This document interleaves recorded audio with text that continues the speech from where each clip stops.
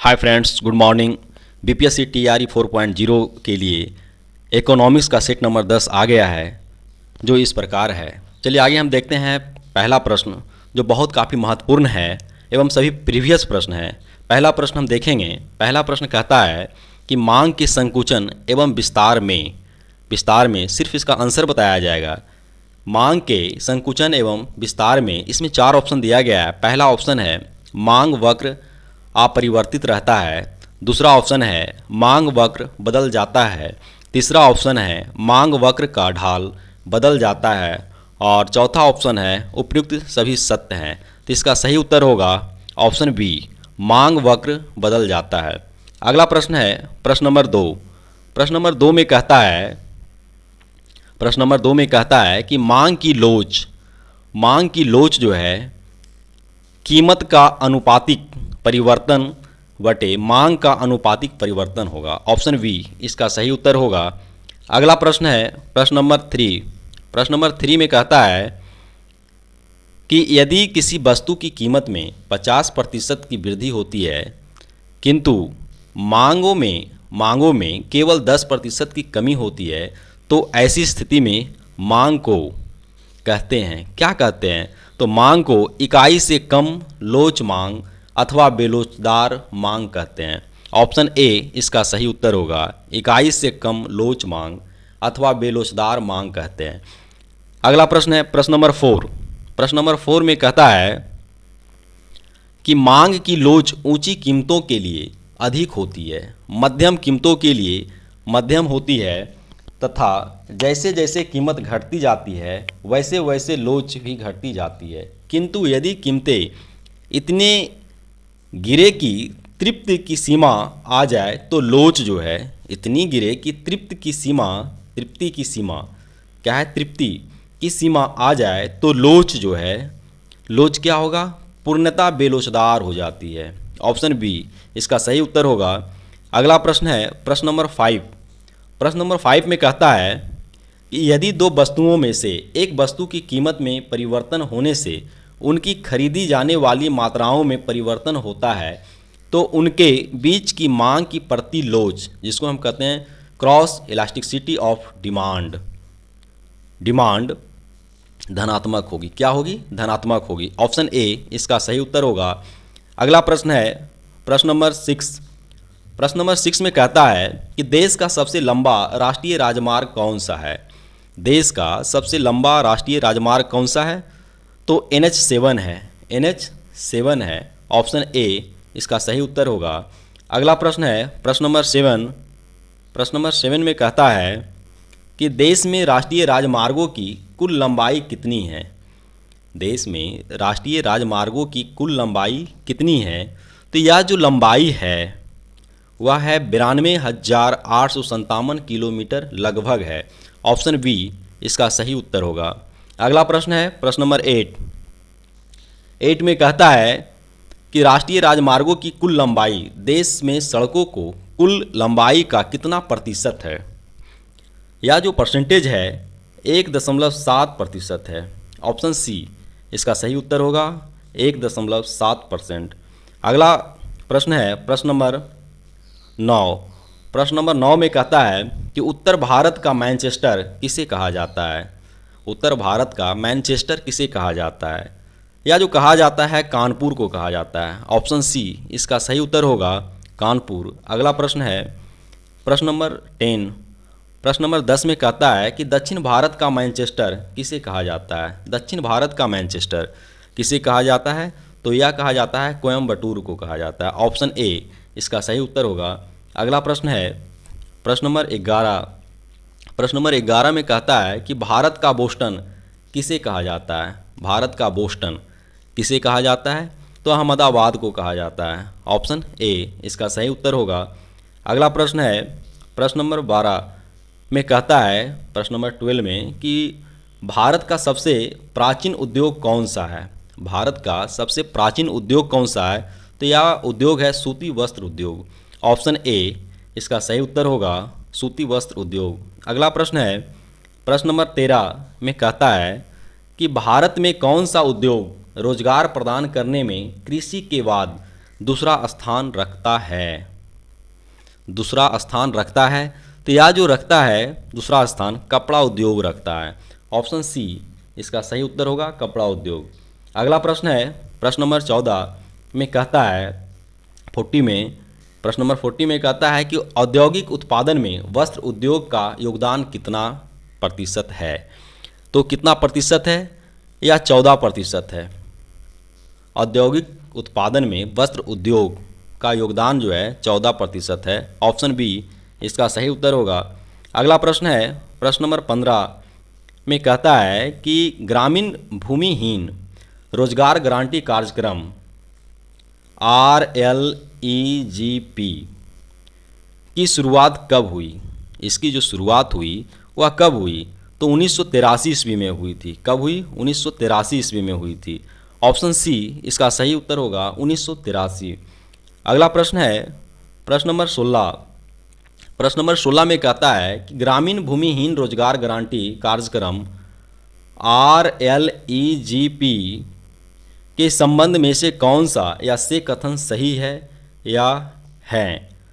इसमें 4 ऑप्शन दिया गया है। पहला ऑप्शन है कि यह कार्यक्रम 15 अगस्त 1983 को शुरू किया गया था।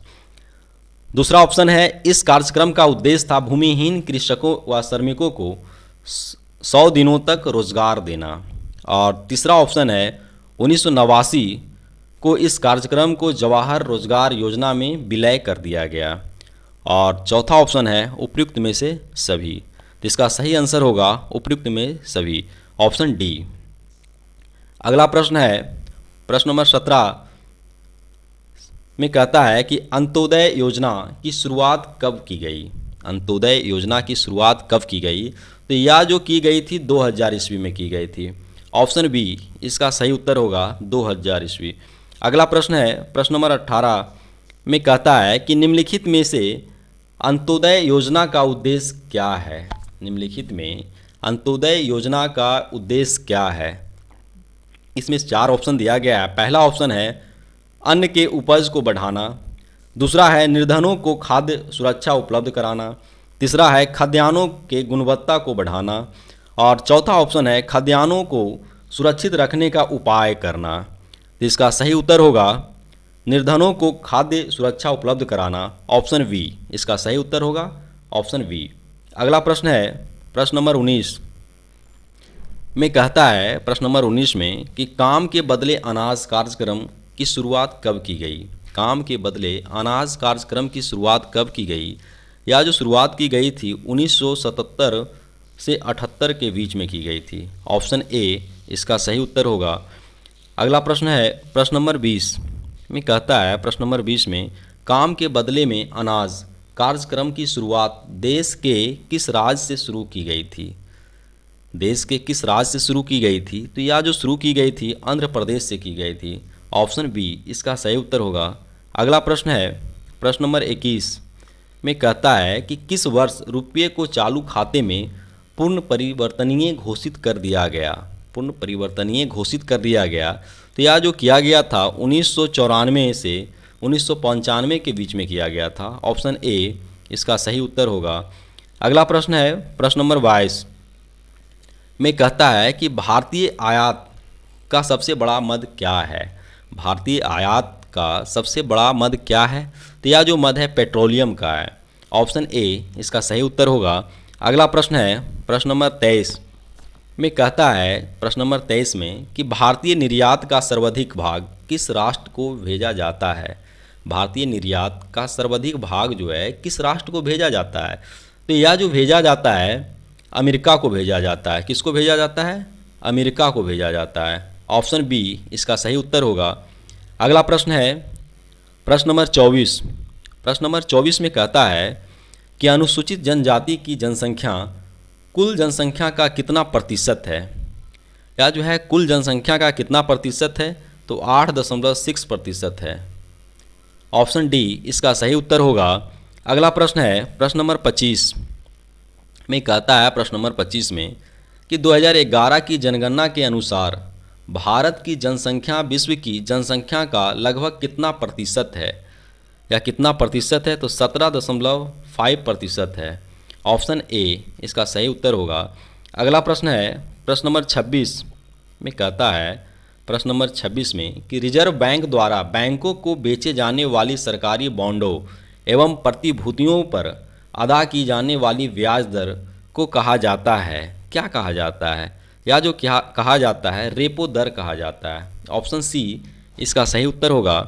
अगला प्रश्न है प्रश्न नंबर 17 में कहता है, प्रश्न नंबर 27 में कहता है कि दिसंबर 2014 तक कितने सार्वजनिक उपक्रमों का महारत्न का दर्जा दिया जा चुका था?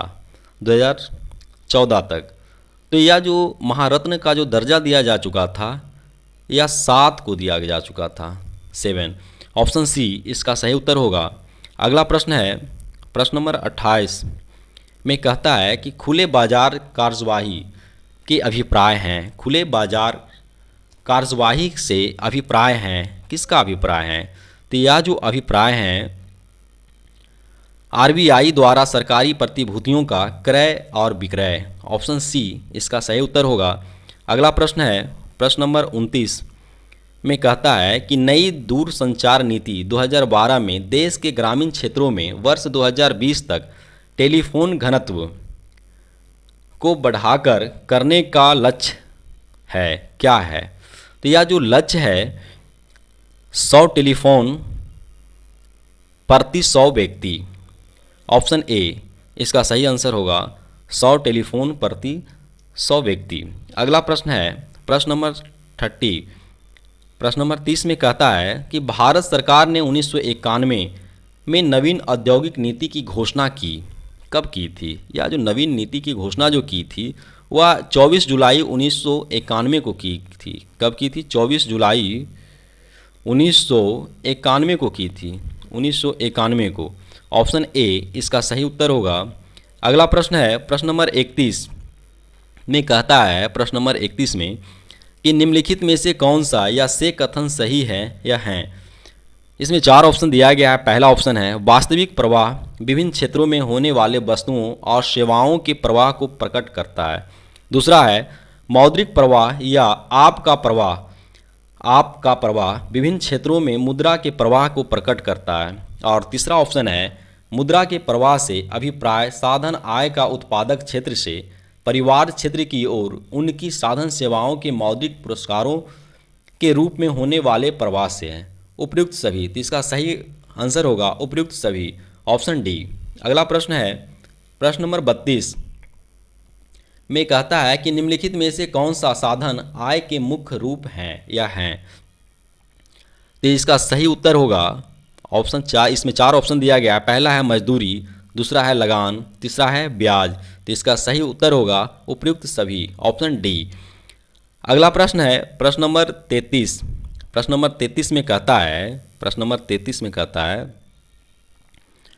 कि चक्रीय प्रवाह का क्षेत्र कौन सा या से हैं? चक्रीय प्रवाह का कौन सा क्षेत्र, चक्रीय प्रवाह का क्षेत्र कौन सा या से हैं? तो इसका सही उत्तर होगा, इसका सही उत्तर होगा लगान, ब्याज, लाभ, उपयुक्त में से सभी। तो ऑप्शन डी उपयुक्त में से सभी। अगला प्रश्न है प्रश्न नंबर 34। प्रश्न नंबर 34 में कहता है उत्पत्ति के कितने नियम हैं? उत्पत्ति के कितने नियम हैं? तो उत्पत्ति के 3 नियम हैं। ऑप्शन ए इसका सही उत्तर होगा। अगला प्रश्न है प्रश्न नंबर 35 में कहता है कि निम्नलिखित में उत्पत्ति के कौन सा या से नियम हैं? तो यह जो नियम है उत्पत्ति के, इसमें 4 ऑप्शन दिया गया है। पहला ऑप्शन है उत्पत्ति वृद्धि, उत्पत्ति समतर नियम, उत्पत्ति ह्रास नियम, उपयुक्त में से सभी। तो इसका सही आंसर होगा उपयुक्त में सभी, ऑप्शन डी। अगला प्रश्न है प्रश्न नंबर 36। प्रश्न नंबर 36 में कहता है कि निम्नलिखित में से कौन सा या से कथन सही है या हैं? ऑप्शन ए कहता है किसी वस्तु के उत्पादन में वृद्धि करने के लिए उत्पादन के साधनों में वृद्धि की जाती है। ऑप्शन बी में कहता है कि उत्पत्ति वृद्धि नियम के अनुसार उत्पादन बढ़ाने के लिए जैसे जैसे साधनों की इकाइयों में वृद्धि की जाती है वैसे वैसे सीमांत उत्पादन में क्रमशः वृद्धि हो जाती है। ऑप्शन सी में कहता है ए और बी दोनों। ऑप्शन डी में है इनमें से कोई नहीं। इसका सही उत्तर होगा ऑप्शन सी, ए और बी दोनों। अगला प्रश्न है प्रश्न नंबर 37 में कहता है कि एकाधिकार में पूर्ति वक्र होता है, एकाधिकार में पूर्ति वक्र होता है तो अर्थहीन होता है, अर्थहीन होता है। ऑप्शन बी इसका सही उत्तर होगा। अगला प्रश्न है प्रश्न नंबर 38 में कहता है, प्रश्न नंबर 38 में बाजार का एकाधिकार से क्या तात्पर्य है, बाजार के एकाधिकार से क्या तात्पर्य है। तो इसका जो तात्पर्य है बाजार के एकाधिकार से,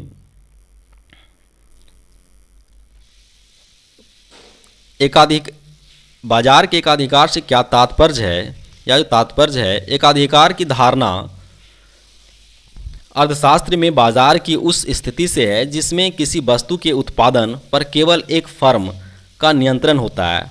ऑप्शन ए इसका सही उत्तर होगा। अगला प्रश्न है प्रश्न नंबर 39 में कहता है, प्रश्न नंबर 39 में कि झारखंड में कौन सा या से कथन सही है। इसमें 4 ऑप्शन दिया गया। पहला ऑप्शन है विद्युत की कमी को पूरा करना, दूसरा है विद्युत उपभोक्ताओं के हितों की रक्षा करना, विद्युत खपत को कम करना, उपयुक्त में सभी। इसका सही उत्तर होगा उपयुक्त में सभी। अगला प्रश्न है प्रश्न नंबर 40 में कहता है, प्रश्न नंबर 40 में कहता है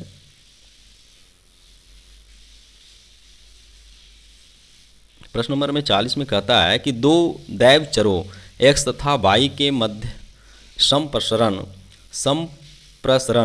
धनात्मक होगा यदि x के अल्प मूल्य y के अल्प मूल्य से संबंधित होने की प्रवृत्ति रखते हैं तथा x के बृहत मूल्य y के बृहत मूल्य के साथ। ऑप्शन ए इसका सही उत्तर होगा।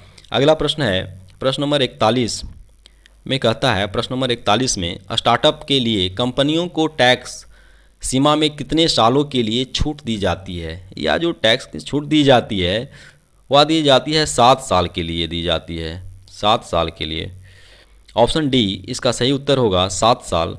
अगला प्रश्न है प्रश्न नंबर 42 में कहता है कि सरकार ने कब तक देश के सभी गांवों के विद्युतीकरण का लक्ष्य रखा है, कब तक रखा है। तो सरकार जो रखा है 1 अप्रैल 2018 तक रखा है। ऑप्शन ए इसका सही उत्तर होगा। अगला प्रश्न है प्रश्न नंबर 43 में कहता है कि एक विशिष्ट उपयोग में आने वाली उत्पादन साधन की अवसर लागत होती है, या जो लागत होती है शून्य होती है। क्या होती है? शून्य होती है। ऑप्शन ए इसका सही उत्तर होगा। अगला प्रश्न है प्रश्न नंबर 44 में कहता है कि एंजिल नियम के अनुसार विलासिता की वस्तुओं की आय लोच होती है, या जो लोच होती है इकाई से अधिक होती है। ऑप्शन डी इसका सही उत्तर होगा। अगला प्रश्न है प्रश्न नंबर 45 में कहता है 45 में, यदि चालू कीमतों पर समष्टि भावी राशि को स्थिर कीमतों पर आकलित उसी समग्र से विभाजित किया जाए तो हमें जो प्राप्त होगा कीमतों का एक सूचकांक प्राप्त होगा। क्या होगा? कीमतों का एक सूचकांक प्राप्त होगा। ऑप्शन बी इसका सही उत्तर होगा। अगला प्रश्न है प्रश्न नंबर 46 में कहता है कि नोटबंदी के बाद निजी आयकर में कितने प्रतिशत की बढ़ोतरी दर्ज की गई। नोटबंदी के बाद जो है निजी आयकर में कितने प्रतिशत की बढ़ोतरी दर्ज की गई है, या जो दर्ज की गई है 34.8% की गई है। ऑप्शन डी इसका सही उत्तर होगा। अगला प्रश्न है प्रश्न नंबर 47 में कहता है कि निम्नलिखित में से कौन सा वैश्वीकरण का उपाय नहीं है। निम्नलिखित में से कौन सा वैश्वीकरण का उपाय नहीं है, या जो उपाय नहीं है सार्वजनिक क्षेत्र की अंश पूंजी का विनिवेश। ऑप्शन सी सार्वजनिक क्षेत्र की अंश पूंजी का विनिवेश का उपाय नहीं है। इसका सही उत्तर होगा ऑप्शन सी। अगला प्रश्न है प्रश्न नंबर 48 में कहता है कि मुद्रा के परिमाण सिद्धांतों की मौलिक मान्यताएं व प्रतिस्थापित विशिष्टताएं हैं। क्या है? यह जो पहला है मुद्रा की पूर्ति का बाह्य तत्व, मुद्रा की पूर्ति के कारण मुद्रा चलन वेग स्थिर रहता है, मुद्रा की पूर्ति और सामान्य कीमत स्तर एक दूसरे को प्रभावित करते हैं व परस्पर निर्भर हैं। तो इसका सही आंसर होगा 48 नंबर प्रश्न का, मुद्रा की पूर्ति बाह्य तत्व है, मुद्रा की पूर्ति कारण मुद्रा चलन वेग स्थिर रहता है, मुद्रा की पूर्ति और समान कीमत स्तर एक दूसरे को प्रभावित करते हैं, वह परस्पर निर्भर है। ऑप्शन बी इसका सही उत्तर होगा। अगला प्रश्न है प्रश्न नंबर 49 में कहता है कि शाख नियंत्रण की गुणात्मक विधि है, शाख नियंत्रण की गुणात्मक विधि है नैतिक दबाव है। ऑप्शन डी इसका सही उत्तर होगा नैतिक दबाव। अगला प्रश्न है प्रश्न नंबर 50 में कहता है, प्रश्न नंबर 50 में कहता है कौन सा कथन सत्य है। CRR ऑप्शन, कौन सा कथन सत्य है। पहला है CRR तथा SLR दोनों का तरलता पर समान प्रभाव पड़ता है। दूसरा है यह सिद्ध है कि पहले 2 वर्षों से भारत में अच्छी फसल के कारण मुद्रास्फीति दर घटी है। सी नंबर है। तीसरा है वित्तीय क्षेत्र का विकास होने पर संसाधन गतिशीलता में वाणिज्यिक बैंकों पर सापेक्षिक महत्व कम हो जाता है। और चौथा ऑप्शन है उपयुक्त सभी कथन गलत हैं, तो इसका सही उत्तर होगा सी, वित्तीय क्षेत्र का विकास होने पर संसाधन गतिशील में वाणिज्यिक बैंकों पर सापेक्षिक महत्व कम हो जाता है। अगला प्रश्न है प्रश्न नंबर 51 में कहता है कि AR, MR एवं E का सही संबंध बताइए। AR जो है औसत आय है, MR सीमांत आय है और C जो है कीमत लोच है। इसका सही संबंध होगा AR बराबर MR E/E-1। इसका सही संबंध होगा ऑप्शन ए। अगला प्रश्न है प्रश्न नंबर 52 में कहता है कि क्लासिकी सिद्धांत के अनुसार मुद्रा की पूर्ति वक्र होता है। क्लासिकी सिद्धांत के अनुसार मुद्रा का पूर्ति वक्र होता है, मुद्रा का पूर्ति वक्र होता है, क्या होता है, या जो होता है आयताकार अति परवलय होता है। ऑप्शन बी इसका सही आंसर होगा आयताकार अति परवलय, ऑप्शन बी। अगला प्रश्न है प्रश्न नंबर 53 में कहता है 53 में कि निम्नलिखित में कौन सी धारणा से नियम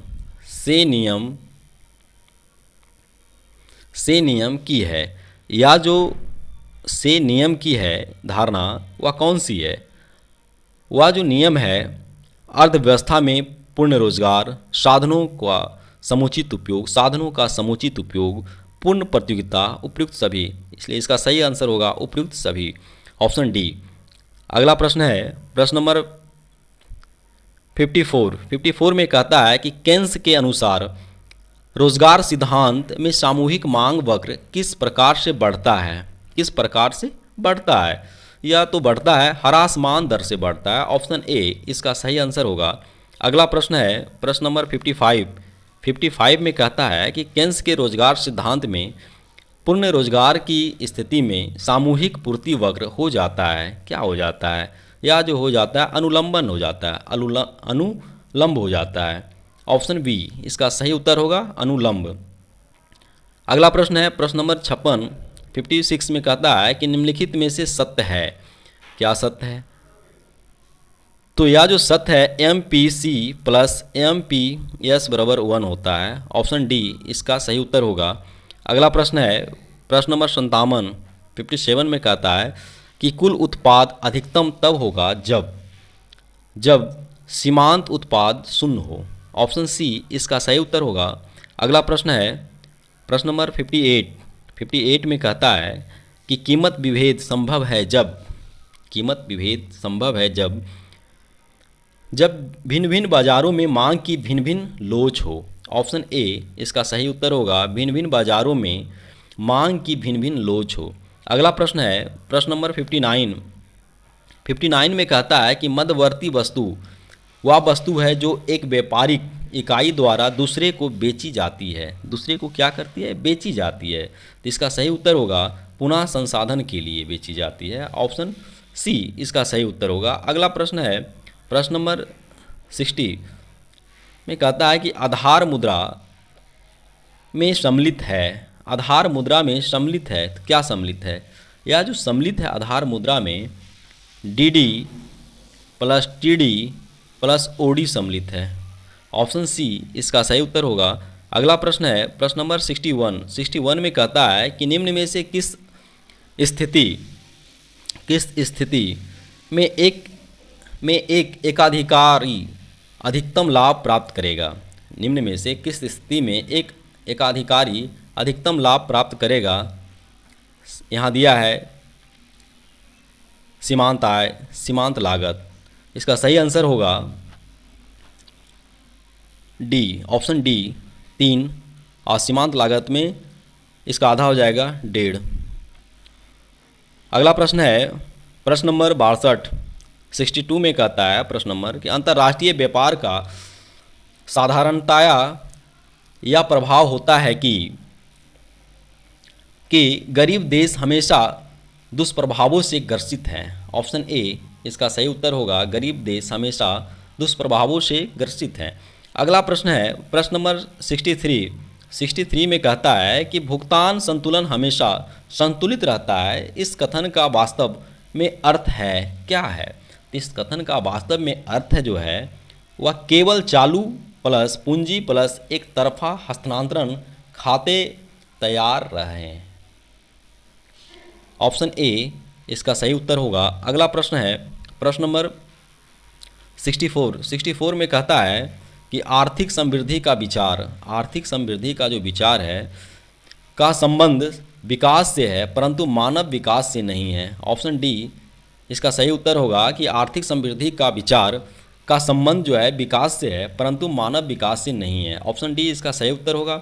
अगला प्रश्न है प्रश्न नंबर 65 में कहता है कि आजकल हम सुस्थिर विकास की बात करते हैं जिसका संबंध जैव प्राकृतिक मित्र विकास से है जो पर्याप्त व सक्षमता द्वारा प्राप्त करें।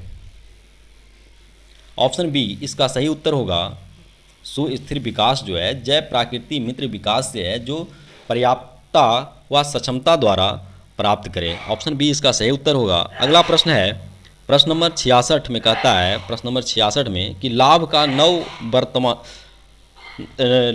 नव प्रावर्तन सिद्धांत जो है नव प्रावर्तन सिद्धांत किसने प्रतिपादित किया था। लाभ का नव प्रावर्तन सिद्धांत किसने प्रतिपादित किया था। तो यह जो प्रतिपादित किया था जे.ए. शुम्पीटर किया था। इसका सही उत्तर होगा ऑप्शन डी। अगला प्रश्न है प्रश्न नंबर 67 में कहता है कि केन्स के ब्याज सिद्धांत में तरलता जाल का अर्थ क्या है। तरलता जाल का क्या अर्थ है। तो ब्याज दर में और अधिक गिरावट नहीं आएगी। ऑप्शन बी इसका सही उत्तर होगा।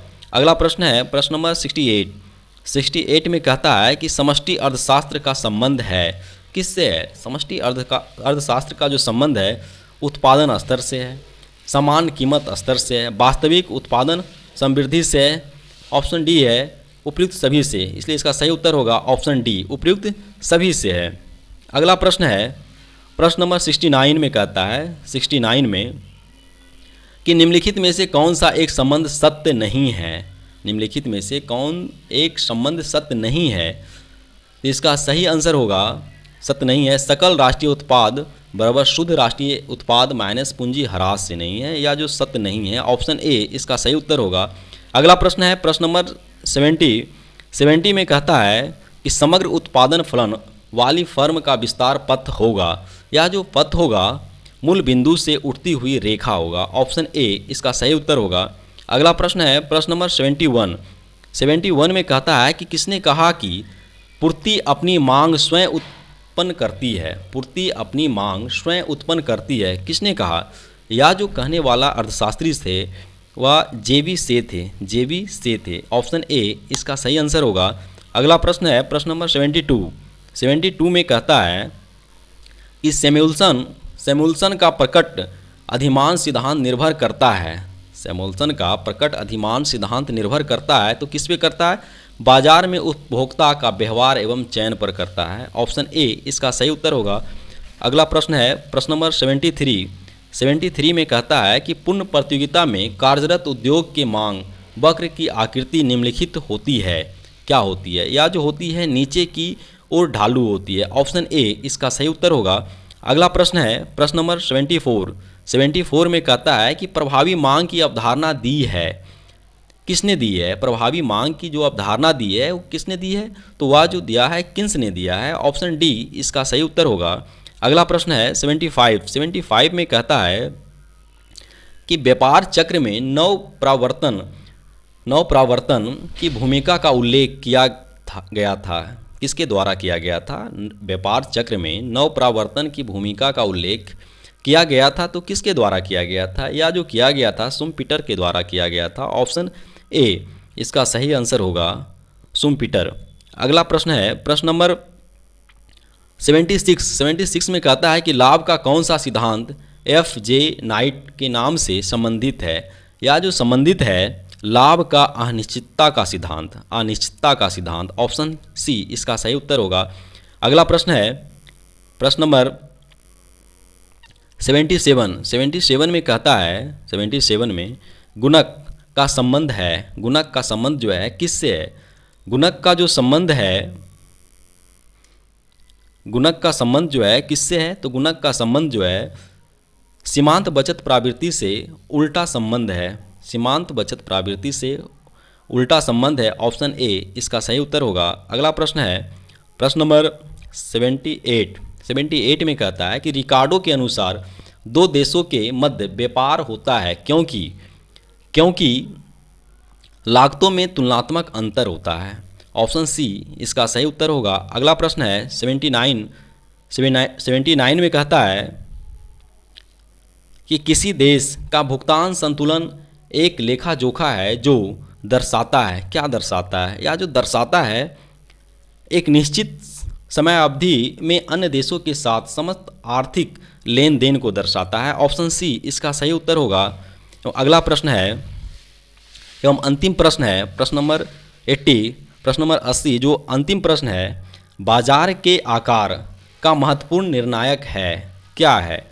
या जो महत्वपूर्ण निर्णायक है विनियोग हेतु प्रेरणा है। ऑप्शन बी इसका सही उत्तर होगा। इसी के साथ सेट नंबर 10 समाप्त होता है। जय हिंद, जय भारत।